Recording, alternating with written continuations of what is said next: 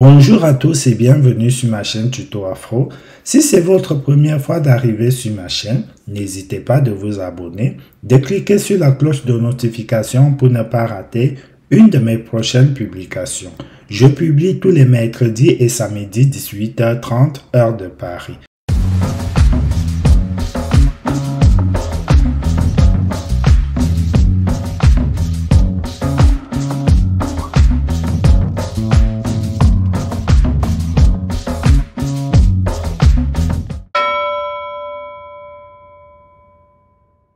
Aujourd'hui, dans cette vidéo, je vais vous montrer comment faire la demande de visa auprès du consulat général de la France dans un pays en Afrique. Pour cela, vous allez vous rendre sur le site du consulat général de France de votre pays de résidence ou de votre ville de résidence. Vous allez cliquer sur visa. Vous allez défiler vers le bas, compléter votre demande en ligne. Vous allez cliquer ici et la page va s'ouvrir à ce niveau-là. On va vous dire, il s'agit de votre première demande de visa. Avant de commencer, munissez-vous de votre passeport, les originaux et les photocopies des pièces justificatives et 2 photos aux normes OACI. Une fois que vous avez ces documents-là, vous cliquez sur effectuer votre demande de visa. Une fois que vous avez cliqué là, vous aurez cette interface-là. Vous allez devoir créer le compte si vous n'avez jamais demandé le visa français. Si vous avez déjà demandé le visa une fois, vous cliquez ici, vous mettez votre adresse email et le mot de passe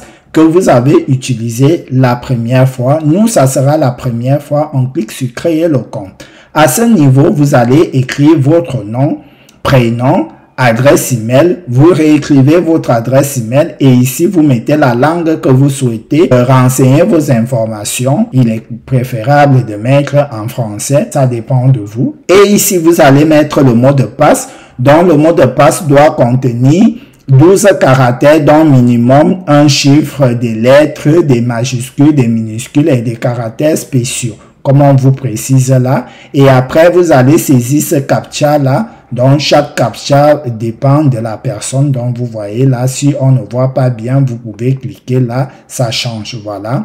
Du coup, vous renseignez toutes les informations et vous cliquez sur créer un compte. Une fois que vous avez donc mis le pays où vous résidez, vous mettez la ville, donc la ville de dépôt, les types de visa que vous demandez ici. Vous allez donc voir, il y a visa long séjour, court séjour et transit aéroportuaire. Donc court séjour ou long séjour, vous connaissez long séjour pour les étudiants, le regroupement familial, court séjour, tourisme et tout le reste.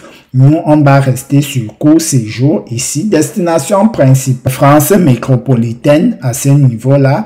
Et du coup, l'émetteur de votre passeport, donc le document d'identité, vu qu'on a mis plus haut qu'on avait la nationalité camerounaise, du coup, le type de passeport, ici, vous allez mettre dans le document que vous voulez, que vous allez voyager avec, donc passeport ordinaire. Ici, vous allez saisir le numéro de votre passeport ordinaire. Là, on va mettre des choses au pif. Et du coup, là, vous allez mettre votre date de début de validité de votre passeport. Par exemple, on va mettre le 1er juin 2023 qui expire normalement en 2023, ça fait 2028. La court séjour, donc du coup, on reste au niveau de tourisme là. Voilà, et du coup, on vous dit tourisme, visite privée. Voilà, vous cliquez sur vérifier. À ce niveau, donc, on vous dit si vous avez besoin d'un visa ou pas. On vous dit ici, vous avez besoin d'un visa, vous êtes citoyen, ainsi de suite. Une fois que tout a été vérifié, vous cliquez donc sur suivant. Voilà. Une fois que vous avez cliqué sur suivant, vous cliquez sur confirmer. Quand vous êtes vraiment sûr que le numéro de passeport, il est correct, vous cliquez sur continuer. Ici, vous sélectionnez votre sexe. Ici, vous choisissez dans votre état civil, célibataire ou marié. Ici, vous mettez dans votre nom et prénom. Nous, on a dit tout à l'heure qu'on s'appelait Tuto.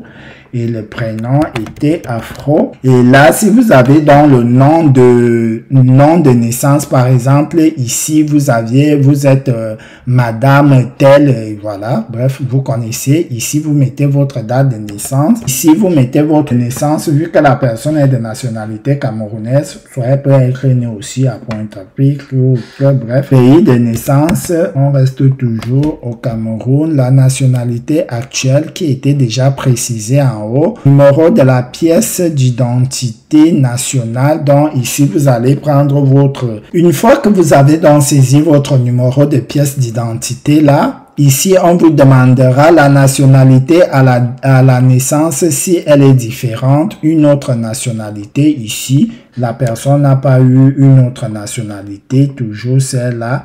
Ici, vous cochez. Si vous n'avez pas une autre nationalité ici, vous laissez là préciser autre. Si vous n'avez pas une autre nationalité, vous laissez là vos coordonnées. Ici, vous allez donc mettre votre adresse. L'indicatif de votre pays là, voilà, vous mettez là. Et ville de résidence, là, vous mettez Pointe-Noire.